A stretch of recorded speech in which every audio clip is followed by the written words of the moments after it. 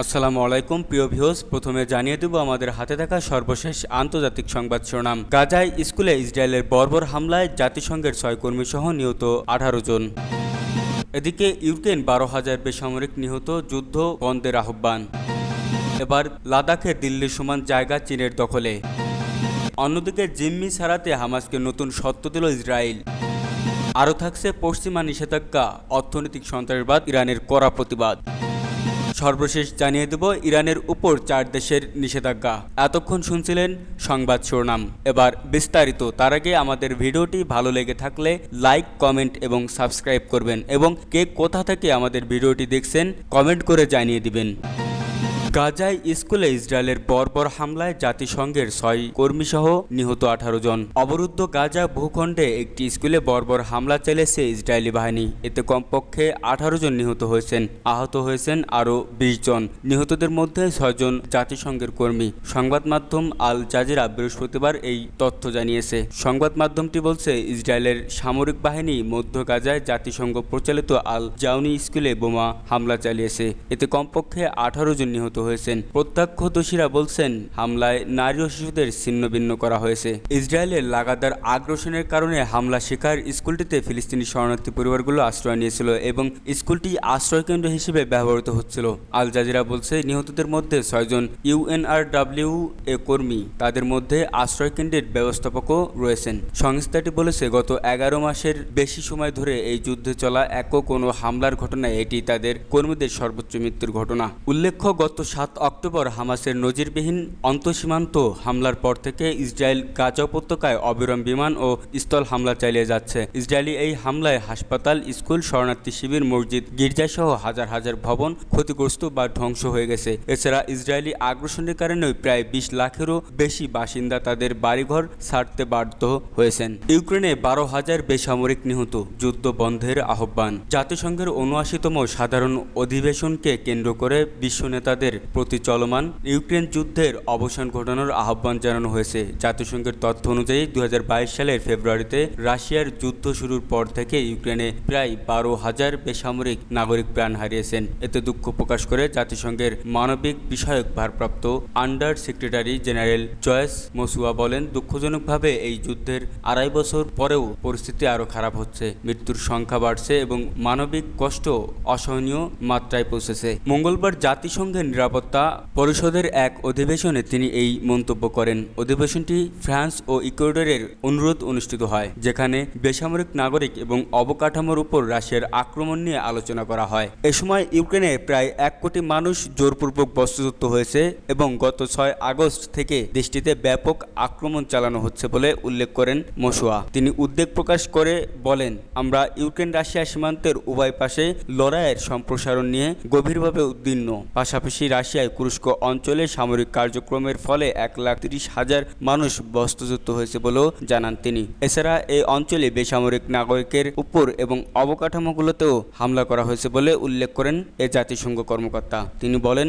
মানবিক আইন অনুযায়ী বেসামরিক নাগরিকদের সুরক্ষা দেওয়ায় বাধ্যকতা রয়েছে এবং আমি সব পক্ষেই এটি স্মরণ করিয়ে দিচ্ছি। মসুয়া আরও জানান, সামরিক কার্যক্রমের বৃদ্ধি মানবিক কার্যক্রমকে ব্যাহত করছে এবং সহায়তাকারী কর্মীদের ঝুঁকিতে ফেলছে। তিনি ইউক্রেনের মানবিক সাড়া দেওয়ার জন্য প্রায় $140 কোটি অনুদানের জন্য কৃতজ্ঞতা প্রকাশ করেন।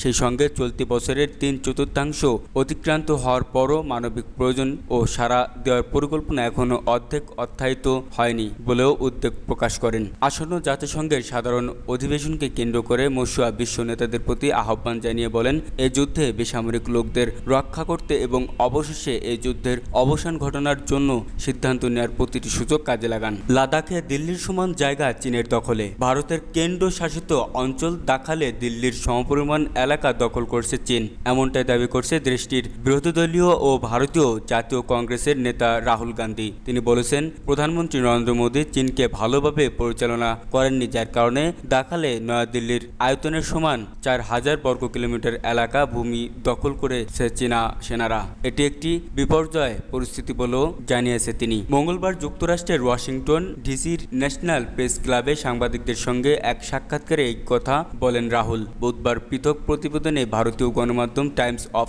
ইন্ডিয়া এবং হিন্দুস্তান টাইমস এই তথ্য জানিয়েছে। রাহুল অভিযোগ করেছেন, ভারতীয় গণমাধ্যমে এই বিষয়ে কোনো তথ্য প্রকাশ হয় না, এমনকি ভারতের গণমাধ্যমগুলো এই বিষয়ে তথ্য প্রকাশ করতে পছন্দ করে না। তিনি আরও বলেছেন, একটি প্রতিবেশী আপনার ভূখণ্ডের 4000 বর্গ কিলোমিটার দখল করলে কোনো প্রেসিডেন্ট কি এই বলে পার পেয়ে যাবেন যে তিনি দেশ ভালোভাবে পরিচালনা করছেন? আমি মনে করি না যে প্রধানমন্ত্রী মোদি চীনকে ভালোভাবে পরিচালনা করেছেন। এছাড়া আমি এটি মনে করি চীনা সেনাদের আমাদের ভূখণ্ডে বসে থাকার কোনো কারণ নেই। রাহুল গান্ধী আরও বলেছেন, দুঃখের বিষয় হলো ভারতের প্রধানমন্ত্রী বিরোধীদের বৈঠকে বলেছেন দেশের 1 ইঞ্চি জমিও কেউ দখল করেনি। এটা একটা নির্লজ্জ মিথ্যা কথা। লাদাখের সবাই জানে লাদাখের জমি চীন দখল করে নিয়েছে। প্রধানমন্ত্রী সত্য বলছে না। ভারতের দক্ষতার কোনো অভাব নেই জানিয়ে তিনি বলেছেন, ভারত উৎপাদন খাতে নিজেদের উন্নতি শুরু করলে চীনের সঙ্গে প্রতিযোগিতা করতে পারবে। যুক্তরাষ্ট্রে 4 দিনের একটি বেসামরিক সফর করেছেন রাহুল। মঙ্গলবার তার এই সফর শেষ হয়েছে। জিম্মি সারাতে হামাসকে নতুন সত্য দিল ইসরায়েল। গাজা নিয়ন্ত্রণকারী সশস্ত্র গোষ্ঠী হামাসের বর্তমান প্রধানমন্ত্রী ইয়াহিয়া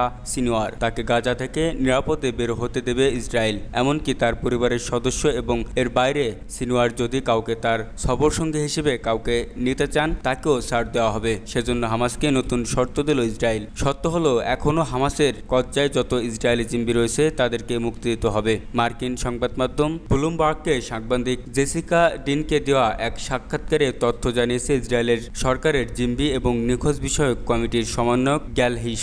সাক্ষাৎকারে গ্যাল হিশ বলেন, আমরা হামাসের কবজায় থাকা আমাদের সব জিম্মিদের জীবিত অবস্থায় ফেরত পেতে চাই। তার বিনিময়ে যদি বর্তমান যুগের নব্য হিটলার এবং শীর্ষ সন্ত্রাসী ইয়াহিয়া সিনওয়ারকে গাজা নিরাপদে বের হওয়ার সুযোগ দিতে হয় তাতে আমরা রাজি। এমনকি সিনওয়ারের পরিবারের সদস্য এবং পরিবারের বাইরে আরও কোনো ব্যক্তিকে যদি তিনি সফর সঙ্গী করতে চান সেক্ষেত্রে আমরা ছাড় দিতে প্রস্তুত। হিশ আরও জানিয়েছে, মধ্যস্থলকারীদের মাধ্যমে সম্প্রতি হামাসকে এই প্রস্তাব দিয়েছে ইসরায়েলের সরকার, কিন্তু হামাসের পক্ষ থেকে এখন পর্যন্ত কোনো সাড়া পাওয়া যায়নি। এদিকে হামাস এবং ইসরায়েলের মধ্যে মধ্যস্থকারী কূটনীতিকদের একজন সিএনএনকে জানিয়েছে হামাস ইসরায়েলের এই প্রস্তাবে সাড়া দেয়নি, কারণ সিনওয়ার এই মুহূর্তে গাজা ছেড়ে যাওয়ার কোনো পরিকল্পনা নেই এবং সিনওয়ার মনে করেন অন্য কোনো দেশে অপেক্ষা গাজা তার জন্য নিরাপদ। প্রসঙ্গত 7 অক্টোবর হামলায় যাদেরকে জিম্মি হিসেবে ধরে এনেছিল হামাস যোদ্ধারা, তাদের মধ্যে এখনও অন্তত 101 জন জিম্মি তাদের কবজায় রয়েছে বলে ধারণা করা হচ্ছে। পশ্চিমা নিষেধাজ্ঞা, অর্থনৈতিক সন্ত্রাসবাদ, ইরানের কড়া প্রতিবাদ, রাশিয়াকে ক্ষেপণাস্ত্র সরবরাহের অভিযোগ এবং আরোপ করা নতুন পশ্চিমা নিষেধাজ্ঞার কড়া প্রতিক্রিয়া জানিয়েছে ইরান। আনিত অভিযোগকে প্রত্যাখ্যান করে তেহরান বলছে তারা কোনো ধরনের অস্ত্র সরবরাহ করেনি। সেই সঙ্গে নতুন নিষেধাজ্ঞাগুলোকে অর্থনৈতিক সন্ত্রাসবাদ হিসেবে উল্লেখ করেছে। বুধবার এক বিবৃতিতে ইরানের পররাষ্ট্রমন্ত্রী আব্বাস আরাগসি বলেছে, ইরান রাশিয়াকে কোনো ব্যালিস্টিক ক্ষেপণাস্ত্র সরবরাহ করেনি এবং যুক্তরাষ্ট্র ও তার মিত্ররা ভুল তথ্যের উপর ভিত্তি করে কাজ করছেন। এদিকে পশ্চিমা নিষেধাজ্ঞার বিষয়ে প্রতিক্রিয়া জানিয়েছে দেশটির পররাষ্ট্র মন্ত্রণালয়ের মুখপাত্র নাসের কানানি। বলেছেন, ব্রিটেন, ফ্রান্স এবং জার্মানি ঘোষিত নিষেধাজ্ঞাগুলো ইরানের জনগণের বিরুদ্ধে অর্থনৈতিক সন্ত্রাসবাদ। তিনি এ সময় হুঁশিয়ারি দিয়ে বলেছে, এই 3 ইউরোপীয় দেশ এর উপযুক্ত এবং সমান প্রতিক্রিয়া পাবে। পশ্চিমাদের নতুন নিষেধাজ্ঞার মধ্যে দ্বিপাক্ষিক বিমান সেবা বাতিলের পাশাপাশি ইরানের পতাকাবাহী বিমান সংস্থা ইরান এয়ারের উপরও নিষেধাজ্ঞা জারি করা হয়েছে। এর ফলে ইউরোপ তাদের ফ্লাইট পরিচালনা সীমিত করবে। এর আগে বুধবার ব্রিটেন, ফ্রান্স এবং জার্মান ইরানের বিরুদ্ধে নিষেধাজ্ঞা আরোপ করার কয়েক ঘন্টা আগে যুক্তরাষ্ট্র আনুষ্ঠানিকভাবে ইরানের বিরুদ্ধে রাশিয়াকে অস্ত্র সরবরাহের অভিযোগ আনে। এই অভিযোগের বিষয়ে ইরানের পক্ষ থেকে জোর দিয়ে জানানো হয়েছে তারা কোনো ধরনের ক্ষেপণাস্ত্র বিক্রি করেননি এবং এ ধরনের দাবি ভিত্তিহীন ও মিথ্যা। ইরানের মুখপাত্র কানানি বলেন, যুক্তরাষ্ট্র এবং ইউরোপীয় দেশগুলো ভুল তথ্য ও ত্রুটিপূর্ণ যুক্তি নিয়ে কাজ করছে। যদিও রাশিয়া ও ইরান ইউক্রেনের রুশ আগ্রাসনের পর থেকে আরও ঘনিষ্ঠ হয়েছে এবং ইরান ইতোমধ্যে রাশিয়াকে তার শাহেদ ড্রোন সরবরাহ করেছে, তবে তেহরান বারবার বলেছে যে তারা আন্তর্জাতিক আইনের আওতায় কাজ করছে এবং কোনো দেশের অভ্যন্তরীণ বিষয়ে হস্তক্ষেপ করছে না। ইরানের উপর 4 দেশের নিষেধাজ্ঞা। ইরানের উপর নতুন করে নিষেধাজ্ঞা জারি করেছে যুক্তরাষ্ট্র, যুক্তরাজ্য, ফ্রান্স এবং জার্মানি। রাশিয়াকে ব্যালিস্টিক ক্ষেপণাস্ত্র সরবরাহের অভিযোগে এই নিষেধাজ্ঞা আরোপ করা হয়েছে বলে জানিয়েছে মার্কিন পররাষ্ট্রমন্ত্রী অ্যান্টনি ব্লিংকেন। বুধবার এক প্রতিবেদনে এই তথ্য জানিয়েছে ব্রিটিশ সংবাদ মাধ্যম বিবিসি। ব্লিংকেন এখন লন্ডন সফর করছেন। সেখানে যুক্তরাজ্যের পররাষ্ট্রমন্ত্রী ডেভিড ল্যামিকে পাশে নিয়ে এই ঘোষণা ঘোষণা করেছেন তিনি। মঙ্গলবার ব্লিংকেন বলেছেন, ইরান যে মিসাইল পাঠিয়েছিল এতদিনে তা রাশিয়ার হাতে পৌঁছেছে।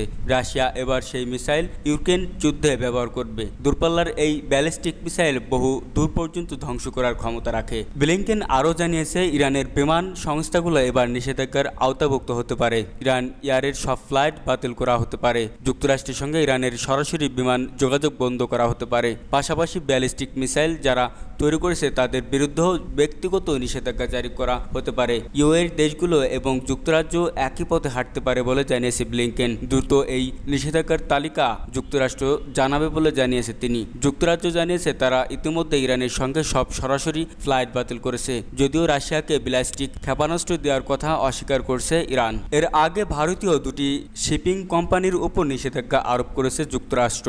রাশিয়ার গ্যাস উৎপাদনকারী প্রতিষ্ঠান নোভাটেকের আর্কটিক LNG 2 প্রকল্পে জড়িত থাকার অভিযোগে এই সিদ্ধান্ত নেয় জো বাইডেন প্রশাসন। গত 5 সেপ্টেম্বর এক বিবৃতিতে এই নিষেধাজ্ঞা আরোপের বিষয়টি জানায় মার্কিন পররাষ্ট্র দপ্তর। মূলত ইউক্রেন যুদ্ধের জেরে রাশিয়ার অর্থনীতিতে চাপ বৃদ্ধি এবং দেশটি থেকে LNG গ্যাস রপ্তানি ঠেকাতে ওয়াশিংটন এই পদক্ষেপ নিয়েছে বলে জানিয়েছে মার্কিন পররাষ্ট্র দপ্তরের মুখপাত্র ম্যাথু মিলার। আজারবাইজানের সংবাদ মাধ্যম news.az এর প্রতিবেদনে বলা হয়েছে, মার্কিন ট্রেজারি ডিপার্টমেন্টের নিষেধাজ্ঞা পাওয়া ভারতীয় কোম্পানি দুটির নাম হলো গটিক শিপিং কোম্পানি ও পিলিও এনার্জি কার্গো শিপিং। মার্কিন ট্রেজারি বিভাগ এই দুটি কোম্পানির সঙ্গে মার্কিন নাগরিক ও সংস্থাগুলোকে লেনদেন থেকে বিরত থাকার নির্দেশ দিয়েছেন।